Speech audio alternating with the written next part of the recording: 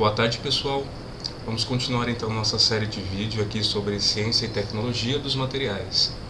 Nós entramos agora no módulo 3, materiais em células solares, parte 2, no qual nós vamos discutir alguns pontos e conceitos que também são necessários para a gente entender então a conjuntura total de utilização de células solares. Se nós assumirmos que o silício é o material paradigmático aí por excelência, por enquanto, para a utilização dessas células, e se a gente olhar a sua microestrutura, a gente vai perceber que ele forma estruturas ordenadas, né? Então a gente vai avaliar exatamente o que é isso. O que são essas estruturas ordenadas, que serão chamadas então de estruturas cristalinas, e o que acontece também quando eu tenho desvios dessa perfeição, dessa simetria. Vamos verificar que isso é algo natural e que na verdade vai influenciar grandemente aí as propriedades dos materiais. Então aqui basicamente os tópicos que nós vamos falar estão interrelacionados, né? Estruturas e imperfeições cristalinas, falamos da simetria, falamos da ordem, para seguir contemplar também a desordem que há dentro dessas estruturas eventualmente. Elas têm várias aplicações, além de entender o contexto das células solares, que é justamente na análise de materiais, principalmente por microscopia eletrônica e difração de raio-x. E terminamos aí falando um pouco sobre cerâmicas. Então, basicamente, este módulo será dividido em 3 partes, 3 vídeos, tá certo? Então, começamos aqui com uma colocação. As células de silício monocristalino são historicamente as mais usadas e comercializadas como conversor direto de energia solar em eletricidade. E a tecnologia para sua fabricação é um processo básico muito bem constituído. Então, primeiro conceito, né? Estruturas que formam, materiais que formam estruturas ordenadas serão chamados de cristalinos. Só que a gente pode ter, basicamente, imagina que você está olhando uma parte de material, tá? Aqui são as posições atômicas. Apenas um cristal, ou seja, todo o material cresceu a partir de um único cristal, então ele é chamado de monocristalino, ou material policristalino, onde percebam a ordem, a simetria, mas aqui eu tenho um cristal, aqui eu tenho um cristal com outra orientação, aqui um outro e aqui um outro. Ao mesmo tempo eu posso também ter uma estrutura amorfa, né? Uma estrutura que não apresenta ordem de longo alcance, tá certo? Para este texto, né, para esta frase, a fonte está aqui e fica aí como então uma leitura sugerida, tá? Só para vocês terem uma ideia em relação ao silício, né, como seria aí o silício monocristalino e o silício policristalino, né? Então numa micrografia você observaria uma coisa totalmente homogênea. Já numa fotomicrografia, a gente vai ver o que é isso futuramente, você observaria diversos domínios, nos quais o contraste de cor vão me indicar então diferentes domínios cristalinos ou grãos, tá? Coloquei aqui também alguns exemplos de pesquisa aí com células solares que são bem interessantes aí para o nosso mundo moderno, né? Então, inteligência artificial, né? Um software de inteligência artificial auxiliando no design de novos materiais para células solares, tá? Então os pesquisadores basicamente vão usar uma base de dados de materiais poliméricos para células solares, utilizando métodos de aprendizagem de máquina, né? Por quê? Há vários resultados já de simulações, de experimentos que mostram quais materiais são promissores ou não. E você pode montar uma base de dados com materiais diversos, mistura de materiais, propriedades como absorbância, refletância, estabilidade química, enfim. E essa base é extensa. São testados e já foram testados diversos materiais em células solares. A questão é, antes de eu ir para um laboratório desenvolver um novo material, é interessante eu ter uma ferramenta de simulação que me diz ou tente prever, né, antever, quais são as potencialidades de um determinado material se eu modificar alguma coisa na sua estrutura, se eu juntar esse material aí a um outro, por exemplo. Então, os métodos de aprendizagem de máquina, de inteligência artificial, né, procuram aí, com base nesses dados, né, uma rede neuronal vai então entender algumas associações que a gente simplesmente com o olho humano não conseguiria captar, porque é algo quantitativo também, e vai te dizer se um determinado material pode ser promissor ou não, com base em uma certa porcentagem de sucesso em relação a algum parâmetro, ou em relação a algum parâmetro que seja aí de seu interesse, tá certo? Então, primeiro, os materiais monocristalinos, né, como esse material que a gente falou aqui, para essa célula de silício, formada apenas por um cristal em todo o seu domínio, né? Uma aplicação deles também seria em paletas, né, paletas de superligas aí à base de níquel para turbinas de alta pressão, aí em turbinas aeronáuticas, tá certo? Então, basicamente, você tem aqui o minério de níquel, tá? Pessoal, os cachorros aqui estão bem animados hoje, aí em breve acho que o barulho acaba, tá? Espero que não esteja atrapalhando aí o aprendizado, esse background canino, tá certo? Então aqui basicamente você tem superligas à base de níquel em turbinas aeronáuticas que devem aguentar alta pressão, né? Obter um material monocristalino é muito mais caro que o material policristalino, né? Mas por que então que eu gastaria dinheiro numa aplicação como essa? Justamente por isso, a alta pressão, né? Aplicações que exigem alta pressão podem muito facilmente levar a um rompimento, a um acidente, se você não toma os cuidados adequados com a escolha de materiais, com as características desses materiais. E geralmente materiais monocristalinos tendem a apresentar propriedades superiores aos policristalinos, né? Em relação a alguns parâmetros, né? Principalmente, por exemplo, justamente de ruptura. A gente vai ver que os materiais policristalinos apresentam imperfeições. E essas imperfeições podem ajudar na propagação de trincas, por exemplo, tá? Então fica aqui mais um exemplo aí de aplicação. Então, falando sobre cristalinidade ou sobre simetria, né? Materiais sólidos podem ser classificados de acordo com a regularidade segundo a qual os átomos ou os íons estão arranjados uns aos outros, né? Estamos falando então de simetria, de ordem aí, tá? Então, material cristalino, vamos definir, já a gente falou tanto de cristalinidade, policristalinidade, monocristalinidade, o que é um material cristalino?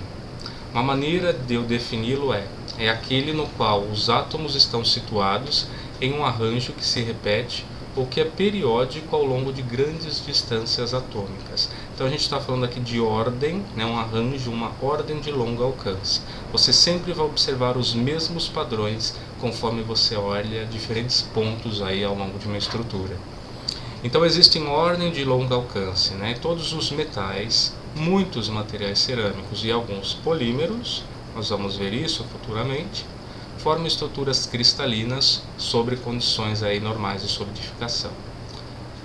Em contrapartida, o material não cristalino ele não possui um arranjo atômico regular, ele não possui ordem de longo alcance, tá? Ou seja, um arranjo sistemático ao longo de grandes distâncias atômicas. A ordem é possível apenas a distâncias curtas. Esses materiais não cristalinos também são chamados de materiais amorfos, tá? Ou sem forma, né? Então perceba, aqui você tem um silício cristalino, então você tem essas estruturas hexagonais que se repetem ao longo de toda a estrutura. Aqui percebam o seguinte, não é totalmente aleatório, você percebe esses padrões aqui, ó, formado por silício e 3 oxigênios, eles vão formar diferentes tetraedros. Aí parece um pouco incoerente, né? Falei, peraí, estou vendo simetrias, estou vendo estruturas geometricamente identificáveis. Então por que isso não é cristalino? Mas percebam, tem alguma ordem, mas ela é de curto alcance. Se você olha a estrutura de um modo, dá um zoom um pouco maior, essa ordem chega só até aqui, tetraedros, mas os tetraedros estão dispostos de forma aleatória no espaço. Então essa aleatoriedade de disposição dos tetraedros, né, ou seja, essa ausência de ordem de longo alcance, faz com que esse material seja considerado amorfo ou não cristalino. Então cuidado, não ser cristalino não significa que o negócio é uma zona total ou que é uma desordem total, não é isso, tá? Não há ordem de longo alcance, basicamente. Algumas outras definições derivadas então seriam estrutura cristalina, vai ser a maneira segundo a qual átomos ou moléculas estão arranjados no espaço, tá? A gente vai ver que existem diferentes tipos. Existe um número grande de estruturas cristalinas diferentes, tá? O retículo cristalino, às vezes os dois são usados aí como sinônimos, mas ele já está mais associado à matriz tridimensional de pontos que coincidem com as posições dos átomos, né, ou centros das esferas. Então, quando a gente fala de retículo, a gente está querendo saber qual que é a posição de cada átomo individual, né, como eles estão distribuídos. A estrutura cristalina é algo mais global. Ela pode mostrar isso também, mas ela vai mostrar a geometria. Ela não vai mostrar simplesmente onde estão as posições, ela vai mostrar a geometria da célula, tá? E o que é uma célula unitária, então? Né? A gente vai ver isso vai ficar mais claro nos próximos slides, quando virmos aí algumas figuras, tá? Uma célula unitária, então, consiste numa unidade estrutural básica ou bloco de construção básico de uma estrutura cristalina. Então é como se fosse a célula do ponto de vista biológico, né? A gente pode fazer uma analogia da célula biológica, um organismo como o ser humano ou outros animais, e a célula unitária. Elas são pequenas entidades que se repetem ao longo dessa estrutura. A maioria é representada por paralelepípedos ou prismas que possuem 3 conjuntos de faces paralelas. A gente vai ver exemplos disso. Importante. Elas definem a estrutura cristalina em virtude de sua geometria e das posições dos átomos no seu interior. Então, definir a estrutura cristalina. Então, ela vai ser basicamente a identidade, né? Esse material, a partir da célula unitária, dependendo do sistema cristalino, né, essa célula unitária vai definir toda a estrutura por uma translação dessa entidade. Vamos ver o que é isso. Olha uma estrutura aqui, tá? Não vou entrar em detalhes ainda no nome. Você está vendo aqui um empacotamento atômico. Você está vendo que tem pequenas estruturas que se repetem. Isso vai ser uma célula unitária. É a menor estrutura que consegue representar a simetria geométrica de um material. De forma que se eu transladar ela para cá, eu começo a reproduzir o material. Se eu translado para baixo também, se eu translado para baixo também. Então, o material são repetições dessas células. Então, de novo, célula unitária é a menor porção que vai conseguir representar a simetria de um material e, consequentemente, ela vai identificá-lo, né, em termos de estrutura cristalina. Tá certo? Aqui a gente tem um exemplo de célula unitária chamada CFC, ou cúbica de face centrada, onde você tem aqui, ó, metade de um átomo, né, virado para cá, outro para a face anterior. Metade para a esquerda, metade para a direita, desculpe, metade para a sua esquerda, metade para cima, metade para baixo. E nos vértices você tem 1/8 de átomo. Ou eu posso representá-la apenas em função do retículo cristalino, né, onde estão as posições atômicas. Então percebam, o retículo cristalino é mais interessante para ver as posições dos átomos. A célula unitária, a estrutura cristalina, eu consigo visualizar quanto de cheio, de vazio eu tenho, ela me traz mais informações. Aí vem um detalhe importante, né? Então você imagina, bom, materiais que formam estruturas cristalinas, eu tenho muitos metais na natureza, eu tenho muitas cerâmicas cristalinas, tenho polímeros, então deve existir uma infinidade de sistemas cristalinos, né?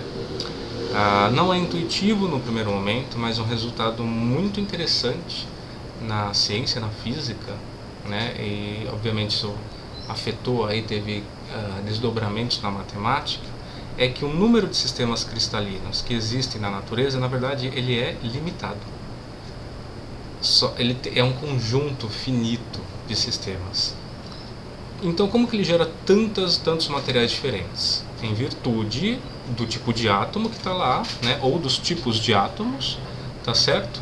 Basicamente, e a sua posição dentro dessa estrutura cristalina.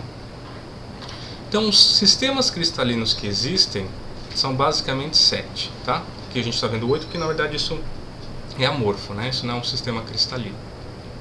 Do mais simples, né? O mais complexo. Cúbico, um exemplo aqui, você vê um exemplo de mineral do lado. Tetragonal, ortorrômbico, hexagonal, romboédrico, monoclínico e triclínico. Percebam que a partir do cúbico, de certa forma, eu posso gerar todos os outros, né? Se eu pego o cúbico e estico essas dimensões verticais, eu gero tetragonal. Além disso, se eu também, eventualmente, promover um pequeno achatamento, eu gero, por exemplo, um sistema ortorrômbico, tá certo? Ou também mudar umas das dimensões, né, aqui de baixo. O sistema hexagonal, gerado a partir de distorções, por exemplo, aqui desse tipo de sistema, romboédrico, monoclínico, triclínico. Então percebam, eu vou gerando diferentes perturbações na estrutura cúbica e vou gerando a partir de, entre aspas, espichamentos e distorções angulares, eu vou gerando outras estruturas. Não é necessário decorar quais são as 7 estruturas existentes. É preciso saber que elas existem e que elas estão disponíveis, as figuras podem ser consultadas e que basicamente diferentes sistemas cristalinos podem gerar diferentes minerais, né? Se vocês já foram aí no Museu de História Natural, né, é bem rico a quantidade, a diversidade de minerais aí presentes na crosta terrestre. Em termos mais matemáticos, como seriam esses sistemas, né? O cúbico, por exemplo, teria 3 lados iguais, com todos os ângulos formando 90 graus. Tá? O tetragonal, basicamente, tem um lado que é mais espichado. Tá? O ortorrômbico tem os 3 lados diferentes, houve um espichamento duplo, porém os ângulos aqui continuam valendo 90 graus. Tá? Romboédrico, hexagonal, monoclínico e triclínico, mostrando aí semelhanças ou diferenças entre suas arestas e quais ângulos são 90 graus, quais não são. Por exemplo, aqui você tem um ângulo de 120 graus, tá? Não precisa ficar decorando esses parâmetros, tá? Isso daí é para a gente verificar aqui a diversidade aí estrutural, né, paramétrica dessas estruturas, basicamente. Dependendo da maneira como eu disponho os átomos dentro da estrutura, eu posso criar a partir dos 7 sistemas eu posso criar 14 redes, que são chamadas as 14 redes de Bravais. Tá? Então, cúbico, eu tenho 3 tipos de cúbico: o cúbico simples, o cúbico de corpo centrado e de face centrada. A gente vai se concentrar para ilustrar alguns cálculos, principalmente nessas duas estruturas, porque o ferro, que é um material muito importante em engenharia, por exemplo, ele pode justamente oscilar aqui de uma estrutura cúbica de corpo centrado e face centrado e vice-versa, tá? Embora, claro, haja materiais importantes em todos os sistemas aqui. O tetragonal eu tenho 2, o ortorrômbico é o sistema para o qual eu tenho a maior diversidade em virtude das posições atômicas.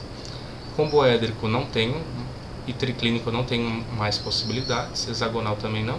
O monoclínico eu tenho 2 possibilidades. Então perceba, a partir de 7 sistemas cristalinos, 7 domínios, eu criei aí 14 redes, que são as 14 redes de Bravais.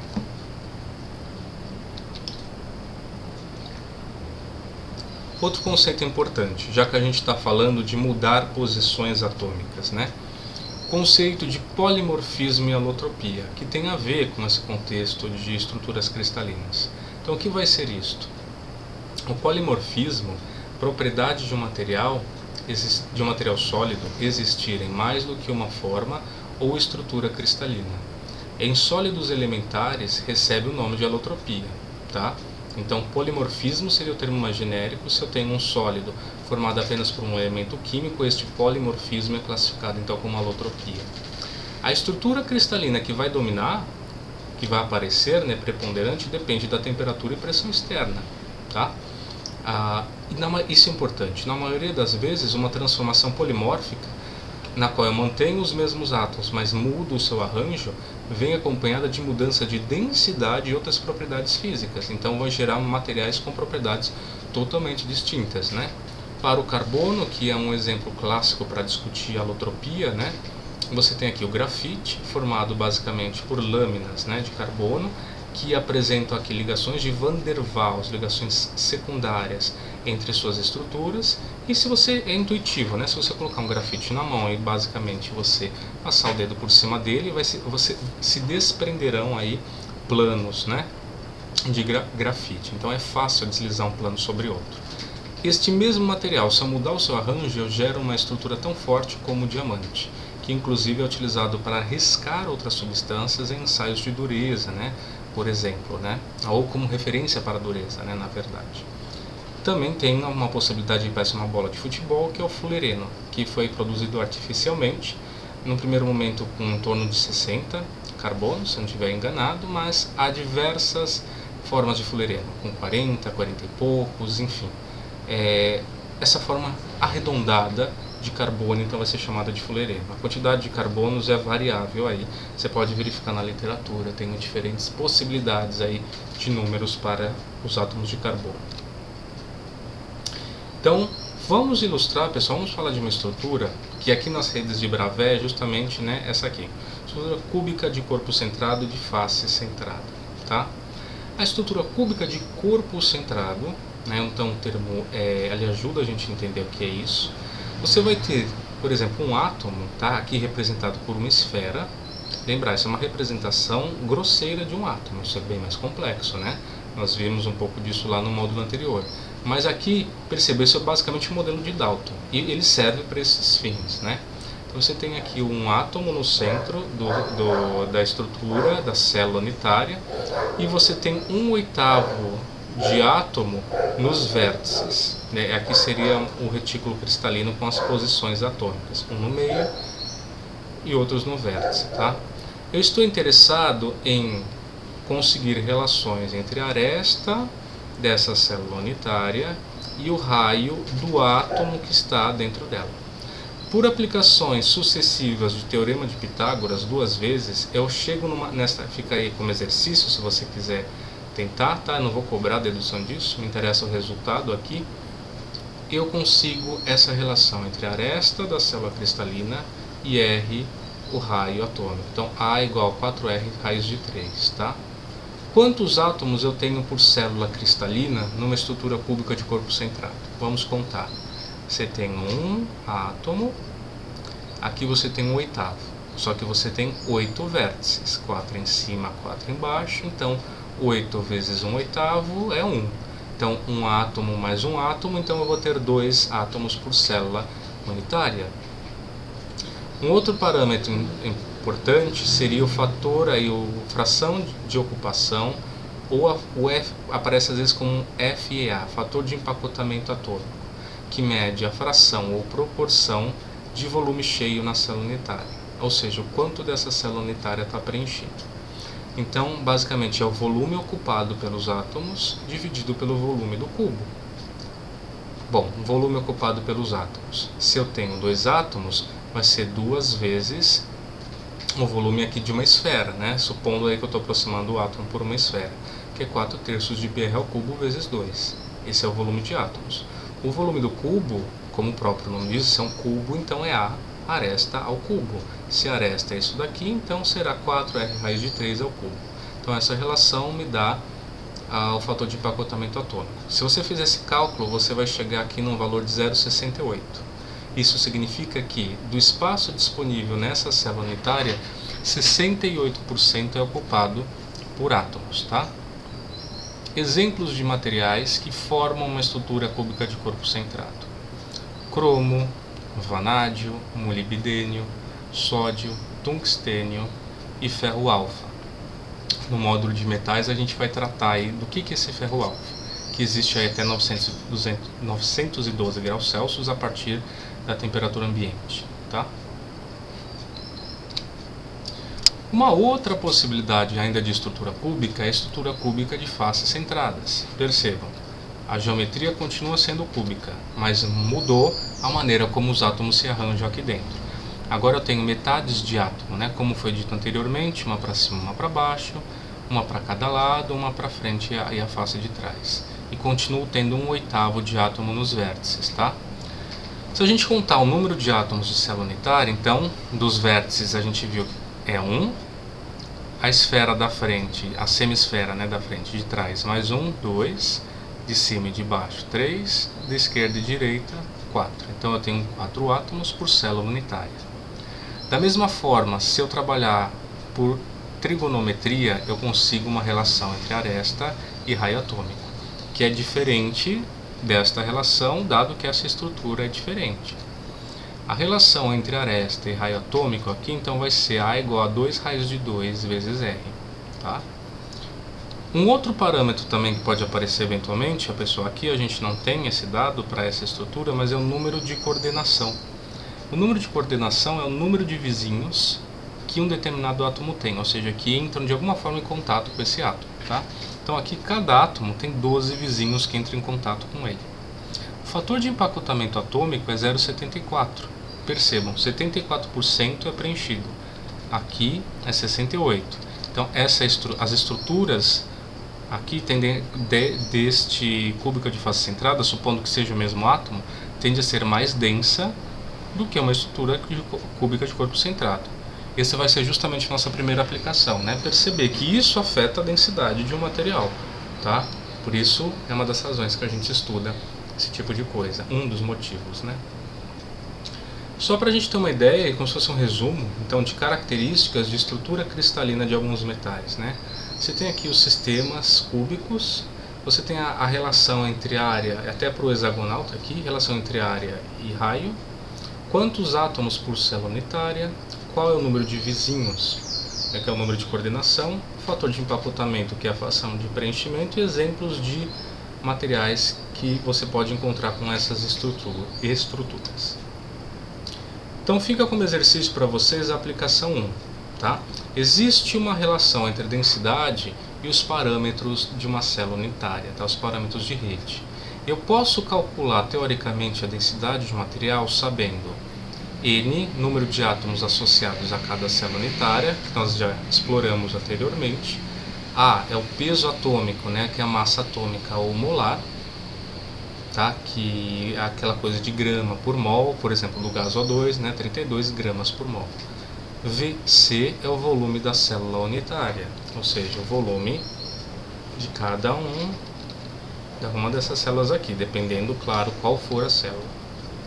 E Na é a constante ou número de Avogadro, tá? Que tem esse valor aqui em mol a menos 1, da ordem de 10 a 23.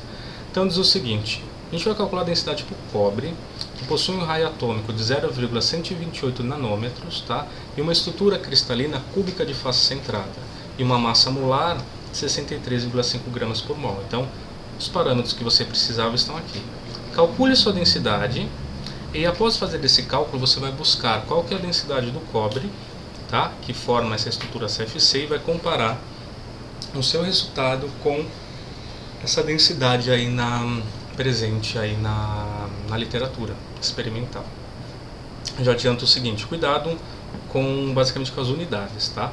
O cálculo não tem tantos segredos, né? O que pode pegar um pouquinho eventualmente são as unidades aí. Agora, pessoal, a gente começa um estudo, a gente está falando de estrutura cristalina, né? Dentro dessa estrutura ordenada, a gente pode se mover em diferentes direções, tá? Como que a gente define uma direção cristalográfica?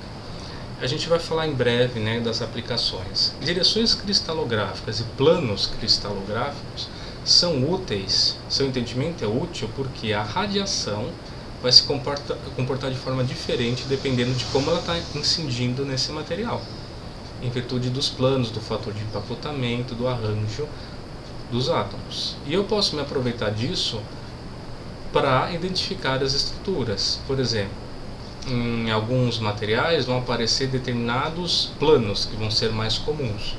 A partir disso, eu sei que na difração de raio-x, que nós vamos tratar em breve, haverá uma difração, um desvio num determinado ângulo.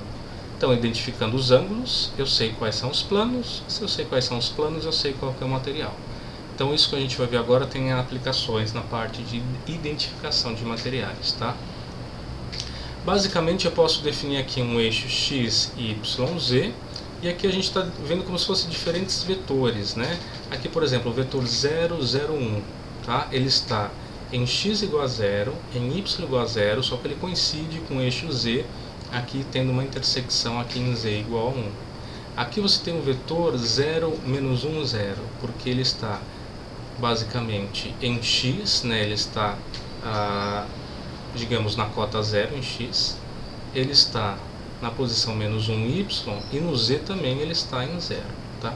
Então perceba, isso não é muito diferente de como a gente trata vetores, tá certo? Então aqui só para a gente ter um exemplo, né? Só que tem um pequeno detalhe, né? As direções cristalográficas são definidas a partir da origem e suas coordenadas são dadas pelos pontos que cruzam o cubo unitário. Se estes pontos forem fracionais, multiplica-se para obter números inteiros, né? Então ele pega um exemplo aqui, vamos pegar essa coisa do fracional, né? Vamos pegar esse exemplo aqui desse vetor amarelo, tá? Em x, né? Em x ele está basicamente na cota 0. Em y, tá? X está aqui. Em y ele está na posição 1. Só que em z, se eu assumir que daqui para cá varia de 0 a 1, onde eu estou dando 0 para a origem e 1 para o extremo da célula unitária, a intersecção se dará no meio da aresta. Se ela se dá no meio da aresta, a cota aqui em z é meio. Então eu tenho o vetor 0, 1, meio. Só que eu não posso deixar o índice fracional. Eu transformo aí no menor número de inteiros possível. Se eu multiplicar por 2, 2 vezes 0, 0, 2 vezes 1, 2, 2 vezes meio é 1. Acabei de transformar esses índices em números inteiros, tá? Eu vou colocar depois um exercício só para ilustrar um exemplo de aplicação disso, tá? Mas eu não vou ficar cobrando que vocês fiquem identificando vetores. Me interessa que vocês vejam isso uma vez e que entendam que isso vai ser útil, na verdade, para a identificação de materiais, tá? É o suficiente aqui para os nossos fins. Então fica essa aplicação 2 aí como exercício para vocês, tem a resposta. Na nossa pasta lá de material adicional, em breve eu também publico aí uma maneira de resolver, tá? Não é nada, é bem tranquilo, tá? Não é nada difícil. Da mesma maneira que eu defino direções, então eu posso definir também planos cristalográficos. E os índices, né? Continuo tendo 3 índices que definem os planos, são chamados índices de Miller, HKL, tá? Por exemplo, um plano 100, né? O que é isso? Percebam que ele é um plano que cruza X, que no ponto máximo da célula unitária, que é a origem, eu posiciono a origem em um dos vértices da célula, ele intercepta a célula aqui no seu extremo, ao mesmo tempo ele nunca vai cortar o eixo Z nem o Y, então ele não tem intersecção, 0, 0, então 100. Esse plano é 110, significando o quê? Que ele intercepta X em 1, olha aqui, ó, o Y em 1, mas ele nunca vai interceptar o eixo Z, então 100. Aqui seria o eixo, né, meio, ele intercepta o eixo X no meio da célula unitária, e o Z e Y nunca, então seria meio 00, pela mesma razão aqui dos vetores, das direções cristalográficas, eu não vou deixar isso como número fracionário, então eu inverto ele. Então, em vez de ser meio 00, né, basicamente vai ser 200, certo? E outros exemplos aqui. O que serão planos cristalográficos então equivalentes? Vai ser uma família de planos, né, que contém todos os planos que têm o mesmo empacotamento atômico, ou seja, a mesma fração de cheios ou vazios, né? A gente já viu isso lá anteriormente. Isso vai ser importante principalmente, por exemplo, para a interação disso com radiação, com ondas eletromagnéticas, tá? Isso tem implicâncias para a identificação dos materiais. Então, por exemplo, você tem aqui uma célula cúbica de face centrada, um arranjo atômico que você observaria no plano 110, onde ele nunca cruza o eixo Z, né? Seria esse plano aqui. Aqui você tem uma estrutura cúbica de corpo centrado, também um plano 110, tá? E você tem essa estrutura aqui. Ou seja, são os mesmos índices, tá, de Miller. E isso mostra o seguinte: planos com os mesmos índices podem ter diferentes empacotamentos, dependendo da rede cristalina. É o mesmo plano. Percebam que a posição do plano é a mesma dentro da célula unitária. Só que mudou a estrutura, cúbica de face centrada e cúbica de corpo centrado.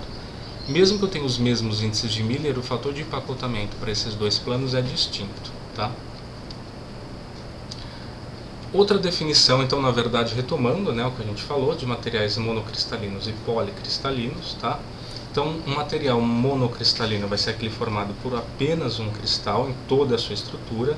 O policristalino vai formar diferentes grãos, né, ou diferentes cristais, aí, domínios cristalinos. Percebam, é o mesmo cristal, só que eu tenho uma colagem, uma espécie de colagem de diferentes cristais aqui dentro desse policristal. O material amorfo não vai ter ordem de longo alcance, tá? Claro, você pode argumentar que não tem ordem de longo alcance. Tem sim, é que ela termina mais vezes do que aqui, mas é uma ordem de longo alcance. Claro, aqui a gente representa poucos átomos, né? Por uma questão de espaço e didática, mas dentro de um grão pode ter vários átomos, então você tem ordem de longo alcance sim. Para terminar essa parte de cristalografia, então tudo que a gente viu é muito útil para a gente entender a técnica de difração de raio-x, que é uma técnica que ajuda a gente a identificar compostos cristalinos, tá? Eu vou pegar um mineral argiloso, que minérios eu tenho aqui? Ou eu acabei de formar uma estrutura, as lâminas da minha pá lá de níquel que a gente viu no início. Será que formou a estrutura que eu estava esperando? Eu posso fazer uma análise de difração de raio-x para tentar verificar isso.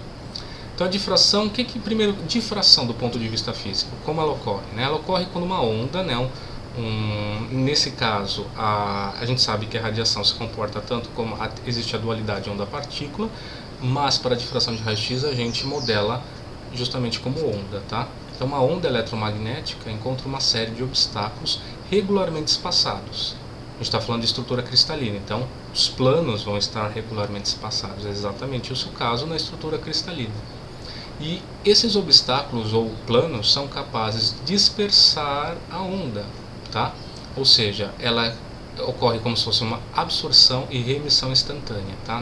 É uma maneira de entender a difração. E ela vai ocorrer, além disso, além de ter obstáculos dispostos de forma regular, o espaçamento entre os obstáculos terá uma distância comparável em magnitude ao comprimento de onda.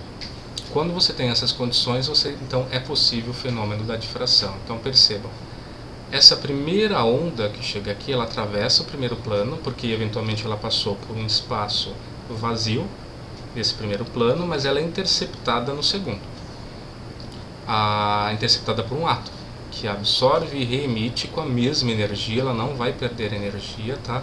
Não é uma absorção inelástica, é uma absorção e reemissão elástica, e vai seguir de novo para fora do material. E aqui eu posso posicionar, por exemplo, um detector, certo? Olha essa segunda onda, ela incide no primeiro plano, difrata e também pode ser coletada no detector.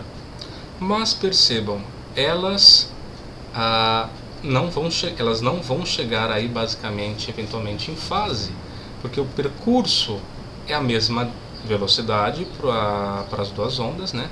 Velocidade da luz. Só que esta onda tem que percorrer um percurso maior do que essa onda número 2. E nisso elas podem perder a fase, né? A questão de interferência construtiva ou destrutiva, né? Se não lembrarem o que é isso, dê uma olhada aí em algum livro de física, tá certo? Que vocês vão encontrar aí interferência construtiva ou destrutiva. É quando eu tenho aí basicamente a construtiva, né? Crista vai coincidir com crista, vale da onda vai coincidir com os vales, tá? A destrutiva é quando um pico coincide com um vale. Aí eu anulo o sinal. Não me interessa. Eu não quero que essas ondas se autoanulem. Eu quero uma interferência construtiva, porque eu vou me aproveitar disso para identificar os planos cristalinos, tá? Então vamos olhar do ponto de vista trigonométrico, né? Se você admitir que esse ângulo de espalhamento é θ, há uma simetria. Esse plano também espalharia em θ e os de baixo também. Se isso é θ, esse ângulo que sobra, perceba que isso daqui daria 90 graus, é 90 menos θ, certo? E aqui é θ de novo. Nesse ângulo aqui formado entre esse segmento e esse segmento D, aqui seria θ. E a gente sabe então que o seno de θ vai ser o cateto oposto, que é esse segmento AB, sobre hipotenusa, que é o D. Logo, o cateto oposto é o seno de θ vezes D, né? Eu posso isolar o cateto oposto. Então, seno de θ vezes D. Por simetria, esse trecho também é D seno de θ vezes T. E percebam o seguinte, para estas duas ondas, d seno de θ mais d seno de θ é exatamente o quanto a onda 1 percorre a mais que a onda 2. Ou seja, ela percorre 2 vezes d seno de θ, tá? De forma que isso poderia se repetir, tá? Na estrutura, tá? Em outros planos ainda, inclusive. E o resultado geral, generalizando essa análise, seria o seguinte. Então, a defasagem entre uma onda e outra, né, a de cima e desse outro plano, que é 2d seno de θ, deve ser múltiplos inteiros do comprimento de onda. Por quê? Imagina que você tem uma crista com crista aqui. Ela está vindo, crista com crista, crista com crista. A partir daqui elas se separam, né? Porque ele vai percorrer um caminho maior que esse. Quando eu vier aqui nesse ponto C, se essa diferença de percurso for igual a um número inteiro de comprimentos de onda, crista vai continuar coincidindo com crista a partir daqui e vale com vale a partir daqui, tá certo? Provavelmente a primeira atividade que eu vou pedir para vocês vai ter a ver aí com uma dessas técnicas, ou difração de raio-x e microscopia eletrônica de varredura. Recomendo, se interessou pela técnica, ou ainda está meio nublado para mim, há diversos vídeos aí no YouTube que são muito bons, tá? Que explicam, há materiais aí que vocês podem consultar também. Para algo que é tão abstrato como esse, um vídeo, né, um recurso multimídia pode ser útil para visualização, tá? O tipo de plano cristalino vai determinar o ângulo de espalhamento, de forma que o ângulo de espalhamento θ, tá, depende apenas da distância entre dois planos, ou a distância interplanar d. Então, se eu mudo d, eu mudo θ, é a única dependência que há, θ e d. Porém, a intensidade dos picos de difração vai depender da natureza da célula unitária, ou seja, dos átomos que estão lá, tá? Por exemplo, aqui você tem estruturas B e C, você tem o mesmo espaçamento interatômico, interplanar, desculpe, ou seja, você vai ter o mesmo ângulo de difração para radiação, porém, percebam, são arranjos diferentes. Aqui eu tenho até um átomo que aqui eu não tenho. As intensidades observadas para o mesmo ângulo serão diferentes, porque são estruturas diferentes em virtude aí dos materiais que estão, dos átomos que estão presentes. Então, um exemplo de resultado desta técnica é o que a gente chama de um difratograma de raio-x, onde você tem uma intensidade relativa aqui, as unidades não nos interessam nesse momento, e aqui os ângulos de difração, aqui está variando entre 20 e 100, né? O ângulo 2θ, geralmente. Este primeiro pico se sabe que corresponde, por exemplo, a um plano 110, que é este daqui. Esse pico aqui em torno de 65 corresponde ao plano 200, e 82 corresponde a esse plano 211. Como eu sei disso? Já fizeram experimentos, né, interrelacionando planos e o pico. Você tem uma base de dados, então quando o seu difratograma aparece, essa sua base de dados vai identificar, bom, nessa posição angular é esse plano aqui, esse plano aqui, esse plano aqui. Logo, se tem este plano, deve ser o material X. Então, essa base de dados vai te fornecer qual que é o material mais provável, né? Por exemplo, então, o software fornece o seguinte: isso é provavelmente, com tantos por cento aí de confiança, ferro alfa policristalino, tá? Com estrutura de corpo, cúbica de corpo centrado, que aqui está em inglês, né? Basicamente BCC, tá? Cúbica de corpo centrado. Então, como eu disse, há vídeos bons aí. Como sugestão, eu deixo aí esses dois links aí para vocês assistirem, tá? Sobre difração de raio-x, para que eventualmente isso fique mais claro. Então, pessoal, a gente termina por aqui, basicamente. No próximo vídeo a gente vai começar a discutir. Então, o que acontece? A gente falou da simetria e da ordem de longo alcance, tá? De que forma isso pode ser quebrado? De que forma essa ordem de longo alcance é desviada ou perturbada nos materiais existentes aí na natureza e com aplicações em engenharia, tá bom? Então eu me despeço aqui de vocês, então até mais tarde aí na nossa aula e bons estudos. Tchau, tchau.